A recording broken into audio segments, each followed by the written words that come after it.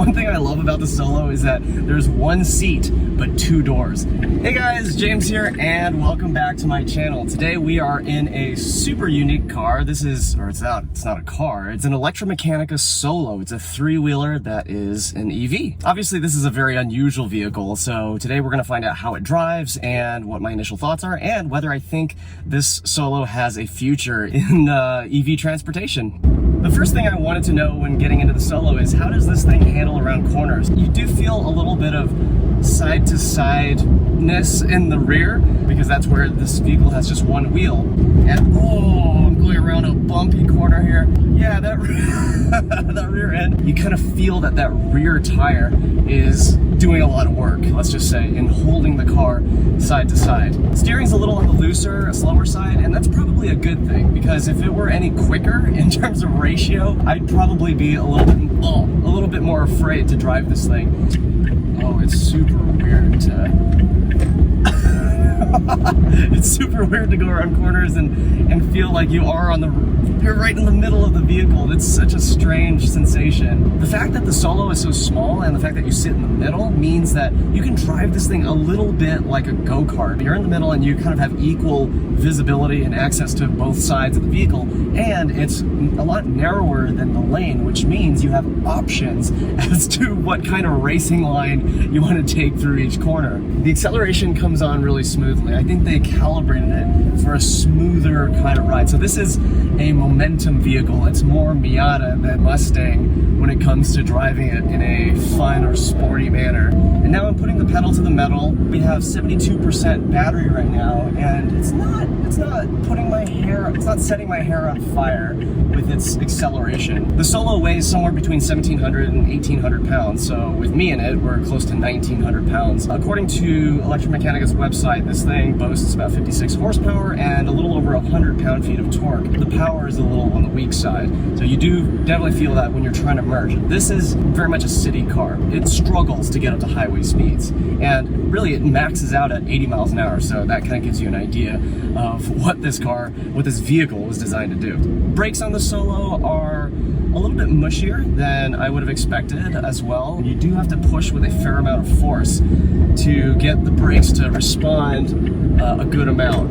What's weird about the Solo is that it actually dives and squats in the opposite manner you'd expect. So when you accelerate, it actually dives. Very, very interesting. I'm actually pretty pleased with how this thing drives on the highway.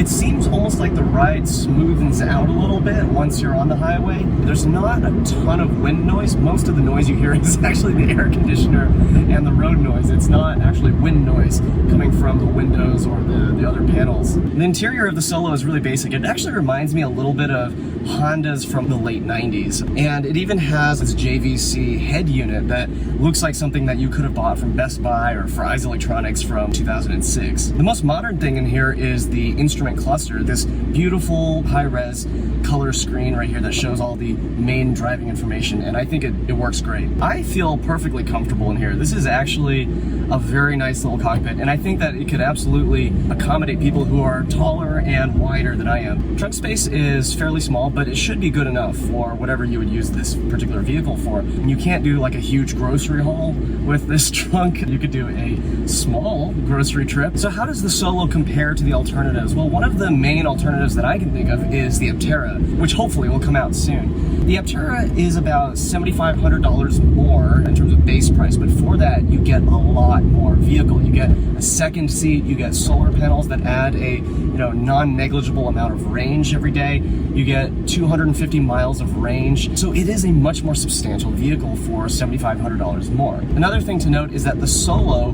has a 17 kilowatt hour battery and is rated for about 100 miles of range, which, if you do the math, means that it's averaging about 6 miles per kilowatt hour. Now, the Aptera supposedly is going to get about 10 miles per kilowatt hour. So even though it's a larger vehicle, the very aerodynamic shape of the Aptera should enable it to be more efficient than the Solo.